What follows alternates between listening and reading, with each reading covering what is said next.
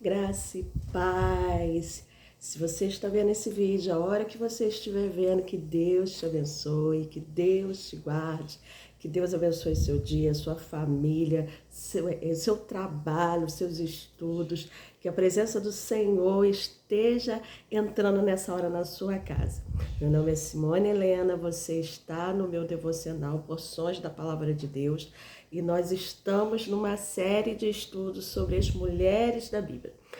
Meu foco, como eu já falei em vídeos anteriores, não é tratar muito daquelas mulheres famosas, né? Sara, Rebeca. Minha ideia é trazer mulheres que estão na Bíblia, que fizeram coisas grandes e importantes, e muitas vezes só tem aquele nomezinho citado uma única vez, ou algumas até não têm o seu nome citado, mas a sua ação está presente ali. E hoje nós vamos falar de duas mulheres que até eu já ouvi algumas pregações sobre elas, algumas vezes elas são citadas, mas elas também não são muito famosas não. Nem o nome delas é Cifrá e Puá. A história delas está no livro de Êxodo, no capítulo 1, no primeiro capítulo de Shemote. Lá logo nos primeiros nomes de Êxodo, você encontra a história de Cifrá e Puá. E diz assim, no capítulo 1 de Êxodo, vou começar do verso 6, que é a história quando termina, quando Jacó morre, né? E ficam os irmãos de José, os filhos de Jacó, morando no Egito. Então, a partir daí começa a história, né? Passou-se muitos anos e todos vieram a falecer. Bom, verso 6. Com o passar do tempo, morreram José, todos os seus irmãos e toda aquela geração. Os filhos de Israel foram fecundos e se multiplicaram.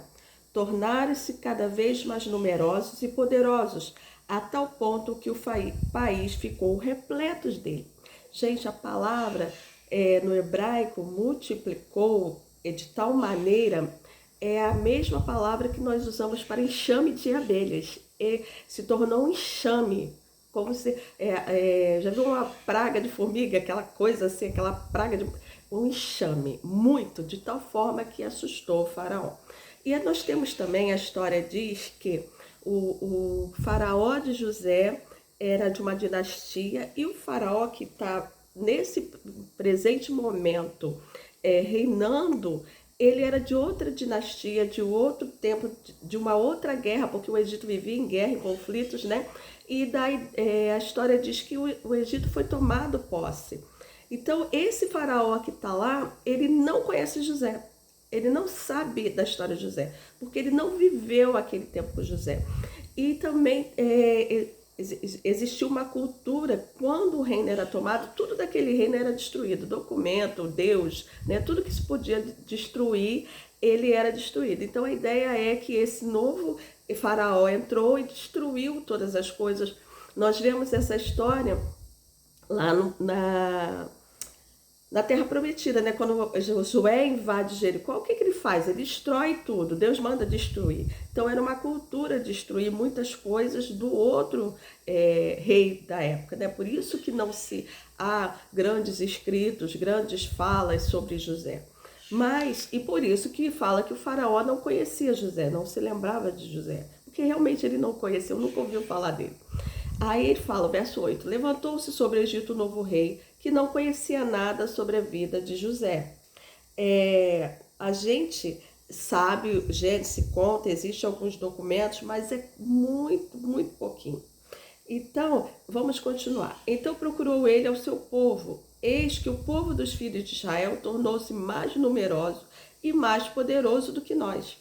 Vinde, tomemos sábias medidas a fim de pedir que ele cresça ainda mais, pois do contrário, em caso de guerra, aumentará o número de nossos adversários e combaterá contra nós, para depois deixar o nosso país assolado. Por que ele tinha medo da guerra? Porque ele fez uma guerra, né?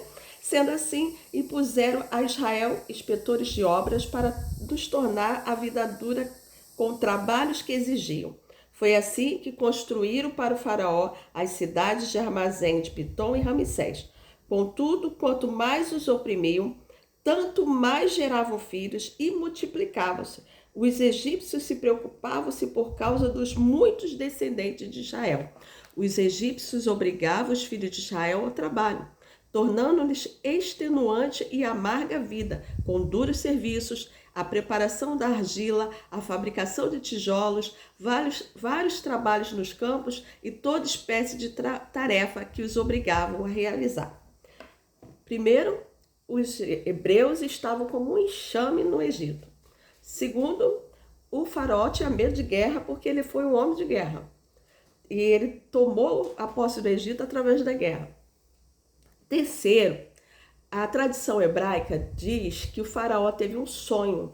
A Bíblia não fala, mas a tradição a tradição judaica diz que o faraó teve um sonho, que ele sonhou com uma balança. E nessa balança estava do lado todo o Egito e do outro lado da balança um menino. E no sonho dele, o menino pesava mais do que o Egito todo. E ele acordou e ele entendeu que aquele menino não era... Pelo sonho, ele viu claramente que aquele menino não era um egípcio, mas um hebreu. Então, ele tinha muito medo que daquele povo que estava como um enxame, realmente... E no sonho, aquele menino da balança, ele vinha e destruía todo o Egito. Gente, a gente sabe que isso aconteceu literalmente, né?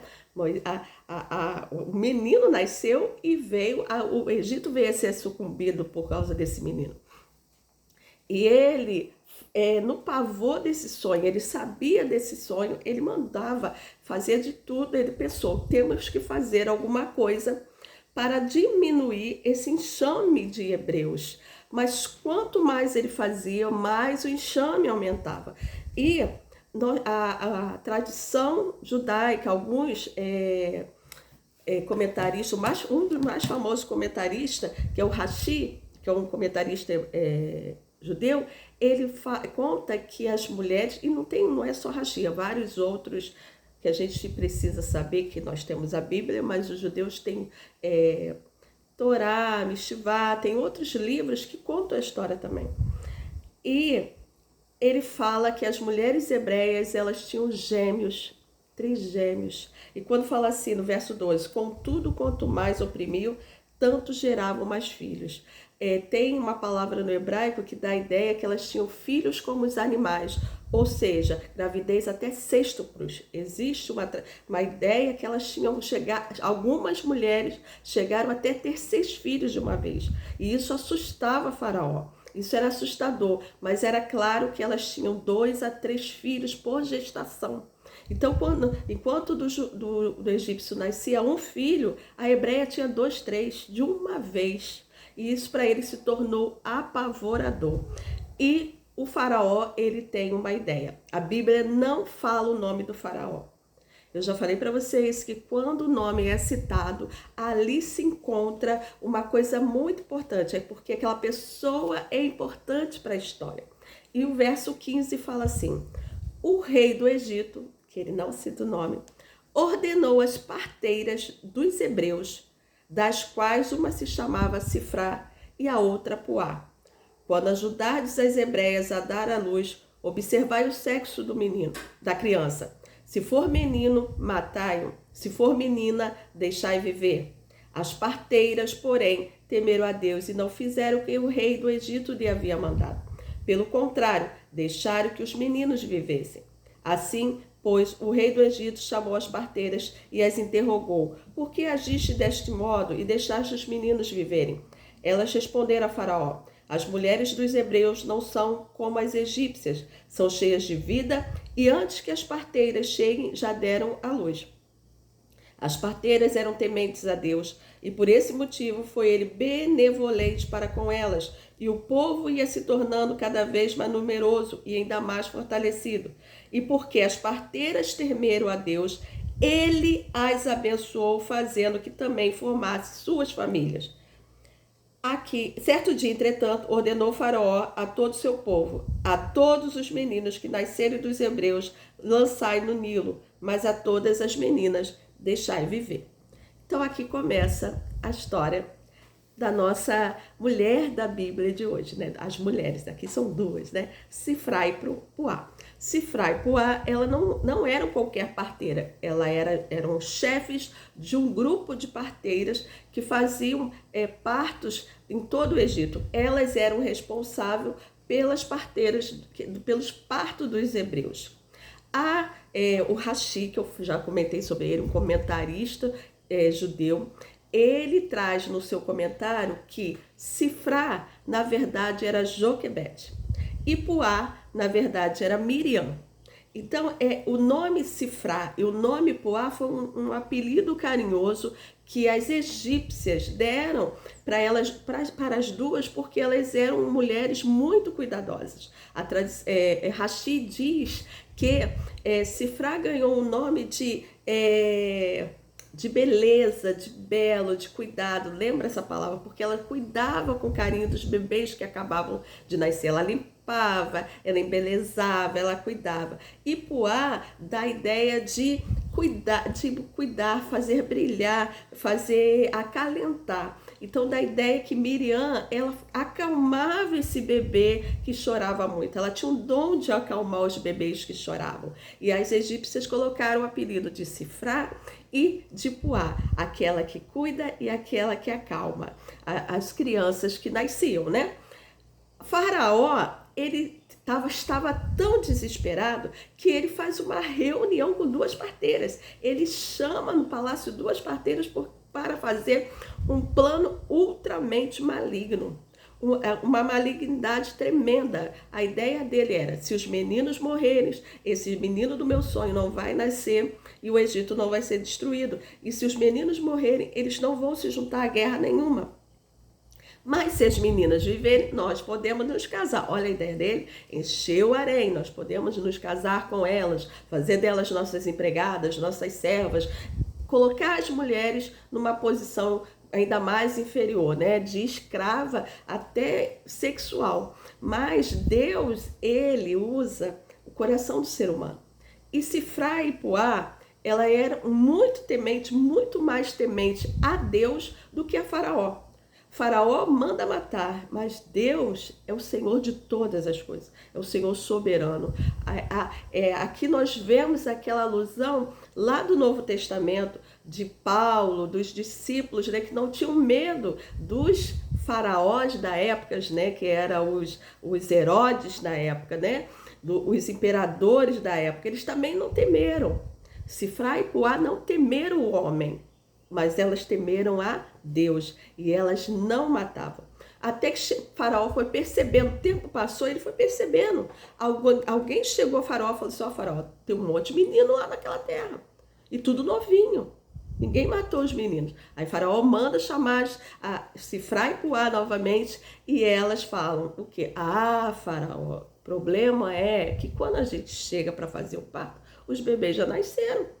Elas são fortes, elas são parideiras, elas têm bebês muito rápido. O nosso trabalho é só limpar, embelezar e acalentar. Ou seja, a história que elas contaram até tinha um fundo de verdade. As hebreias eram muito fortes, mas elas jamais, mesmo que elas pegassem aquele bebê no colo, jamais elas matariam aquele bebê, porque elas tinham um grande temor. Elas sabiam que aquele povo era o povo de Deus. Deus estava ali no meio delas, ainda que a opressão se levantasse, ainda que estava naquele meio, ainda que muitos estavam desviados, não lembravam mais dos ensinos de Jacó, né? Porque alguns sim, alguns ficavam prevalecendo, mas outros não. Já estavam mais adoradores dos deuses egípcios, já haviam se passado 400 anos da entrada de Jacó no Egito. Então, muitas gerações já tinham nascido, muita coisa já tinha se perdido. Tinha os anciões que ficavam zelando pela palavra do Senhor, mas os mais novos já faziam o que queriam. Mas mesmo assim, Sifrá e Puá era do grupo que temia Deus. E diz a palavra do Senhor que por essa atitude de Sifrá e por essa atitude de Puá, de não se dobrar ao faraó, Deus abençoou a casa dela. É o verso 20 e 21. Deus abençoou a vida delas de tal maneira que o texto fala que elas tiveram, aqui nessa Bíblia está dizendo, elas formaram suas famílias. Outras tiveram, algumas Bíblias falam que tiveram suas casas. A hebraica fala que tiveram seus clãs, formaram seus clãs. E tudo isso porque elas temeram a Deus. A mesma tradição que diz que é Miriam e Joquebede, ela traz a linha muito linda que vem aqui no livro de Êxodo falando que em um momento o filho de Joquebede, que era Arão, ele foi escolhido por Deus para ser o sumo sacerdote. E os descendentes de Joquebede eram os levitas. A tradição Rashi diz que isso aconteceu. Por que Deus escolheu Arão para ser o sumo sacerdote e os descendentes de Arão sacerdote? Porque Miriam e Joquebede não mataram os meninos. Então Deus honrou, segundo Rashi, Deus honrou a família de Joquebede com a bênção do sumo sacerdócio. Aquele que guarda as crianças dos hebreus é também que vai guardar o tabernáculo do Senhor. Aquela que cuida, embeleza, que é Miriam. As crianças também são aqueles que vão cuidar e embelezar o tabernáculo do Senhor, que são os levitas. São todos descendentes de Joquebede. Então, Rashi dá a ideia, não só Rashi, outros também, né, que agora eu não lembro o nome, traz a ideia de que a bênção do sacerdócio e a bênção do levirato veio por causa da atitude de Miriam e Joquebede. A Bíblia não conta isso tudo com esses detalhes, né? Mas nós sabemos que existe, principalmente o Antigo Testamento, muitos livros dos judeus que contam histórias, que completam as lacunas que faltam, né? Então, partindo desse princípio da bênção, da obediência, que eu quero trazer para vocês. Nós vamos fechar aqui a história do faraó para trazer uma aplicação para a nossa vida, né? No verso 22, quando o faraó vê que Miriam e Joquebede, Sifra e Puá não obedeceram, ele manda jogar os meninos no rio. E aonde se repete essa história? Lá no Novo Testamento, quando Herodes vê que os sábios do Oriente não voltam para dizer aonde está o menino que havia nascido, Jesus, né? Ele manda matar os meninos todos que nasceram. O medo do faraó de um menino que iria tomar o poder dele era o mesmo medo de Herodes do menino que iria tomar o poder dele. Olha a história se repetir. Olha, uma ponte do Antigo com o Novo. Uma história lá no Antigo Testamento, ela se repete no Novo Testamento. Novamente, um rei que está fora da presença do Senhor, que não vive os preceitos do Senhor, um rei pagão. Novamente, ele tem um medo de um menino. E a Bíblia diz, Isaías fala, um menino vos nasceu, um filho se vos deu. Então, Jesus, nessa linhagem toda de Joquebede e Miriam, de proteger os meninos, protegeu todas as tribos de Israel, protegeu a tribo de Judá, que veio aonde nasceu Jesus Cristo, e Herodes, vendo aquilo, tenta também matar o menino, mas Deus já tinha mandado o menino para onde, gente? Para o Egito. Olha só, o Egito que tentou matar o menino, e na hora que Herodes manda matar os meninos, o menino que nos nasceu fugiu para o Egito. Deus faz umas coisas na nossa vida que nós não podemos entender, mas Ele entende perfeitamente. Mas muitas coisas nós podemos sim entender, que são as atitudes de Sifra e Puá.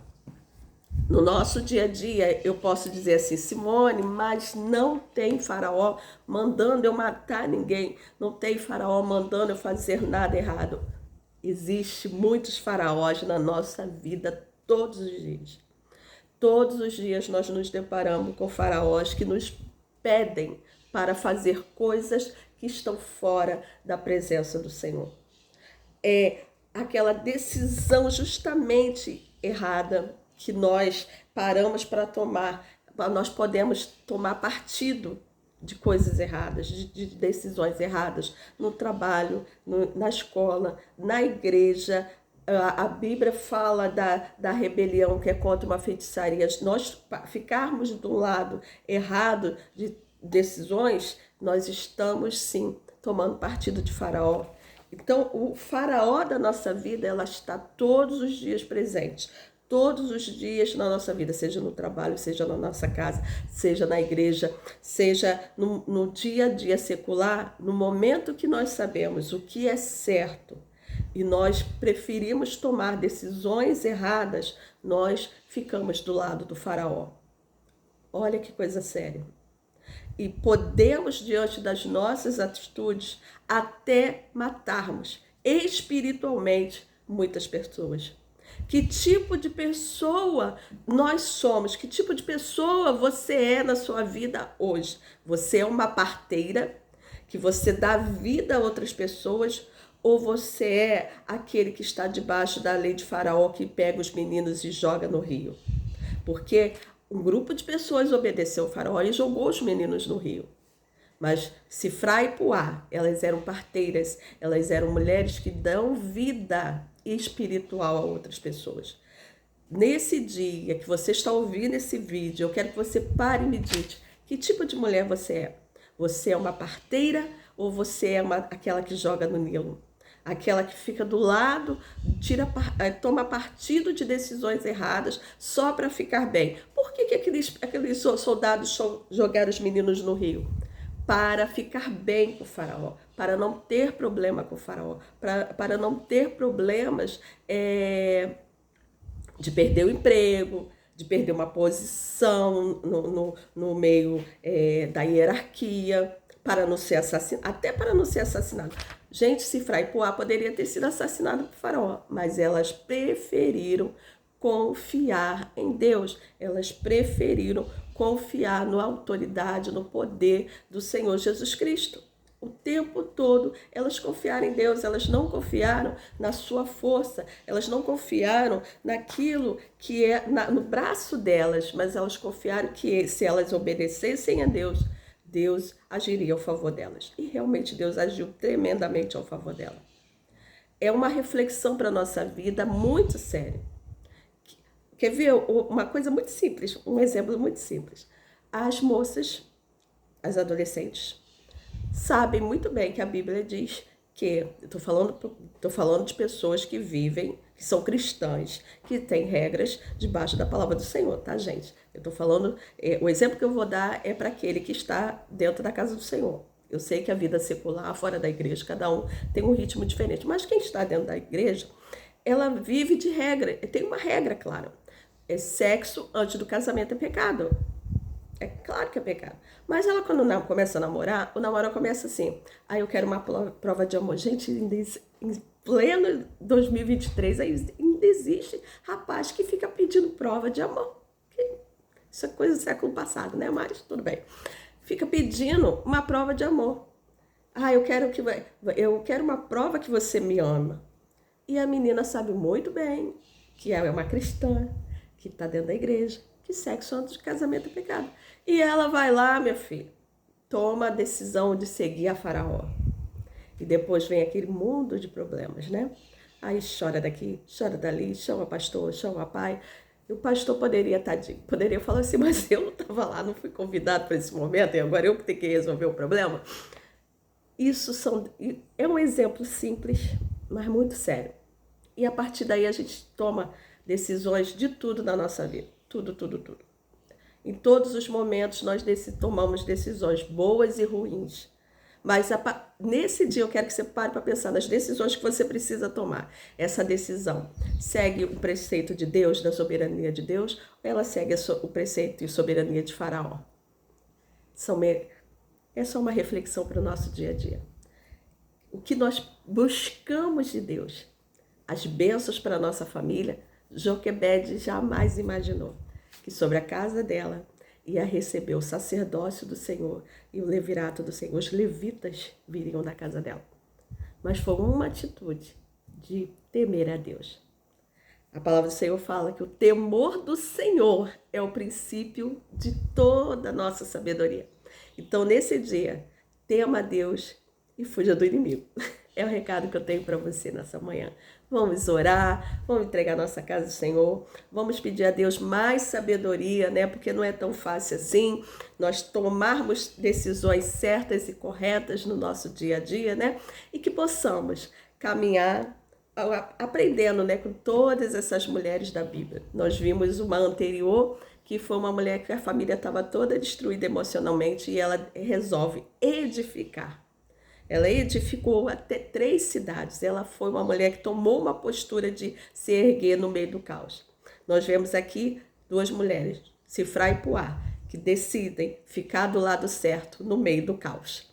Tudo, o caos parece que está em volta das mulheres, né? Mas a boa sabedoria nos leva a decisões corretas. Amém? Deus, muito obrigado por essa palavra, muito obrigado por essa reflexão, muito obrigado por esse caminhar, que muitas mulheres, homens possam meditar nessa palavra de hoje, das decisões que precisam tomar.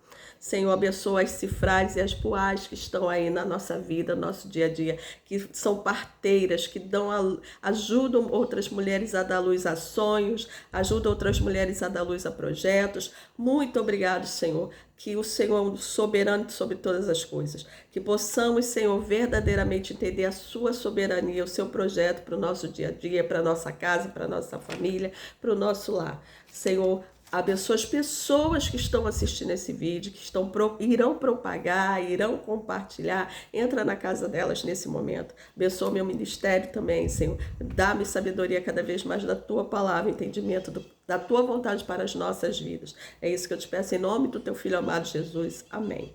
Se essa palavra edificou a sua vida, dá um likezinho, compartilha com quem você ama e com quem você deseja evangelizar.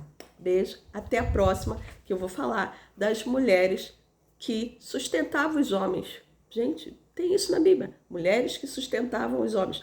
E eu quero falar que eles não eram preguiçosos, tá? Porque existe um monte de homem preguiçoso por aí, mas essas aí, os homens não eram não, tá?